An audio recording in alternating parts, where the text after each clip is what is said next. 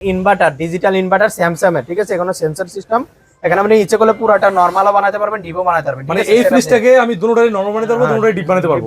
না, দুটোটা ডিপ বানাতে পারবেন না, মানে নরমাল দুটোই বানাতে নরমাল পারবেন। যাবে, ঠিক আছে? মানে ডিপটাকে নরমাল বানাতে পারবো। হ্যাঁ হ্যাঁ। আচ্ছা, এটা ডিজিটাল ইনভার্টার, এই তো? হ্যাঁ হ্যাঁ। ফ্রিজটার আউটলুকটা কিন্তু নতুনের মতো। হ্যাঁ, ভিতরে দেখা এটা হলো 470 লিটার, এটা উপরে ডিপ, ঠিক আছে? এখনো ওয়াশ করা হয়নি ফ্রিজটা, নিচে নরমাল। এই দেখেন এখনো হলুদ আছেই। আচ্ছা, বাসা বাড়ি থেকে নিয়ে আসার পরে কিছুটা ওয়াশ করতে, আরো ওয়াশ করবে ইনশাআল্লাহ। হ্যাঁ, একটা লাইট আছে, হ্যাঁ, টুইন কুলিং, এটা কিন্তু কুলিং প্যাড, চিল প্যাড, এটা আপনি লং টাইম কারেন্ট চলে গেলেও ঠান্ডা থাকবে আর কি। আচ্ছা, এটা হচ্ছে হলো নরমাল। Normal। মাশাআল্লাহ, দেখেন কন্ডিশন দেখেন।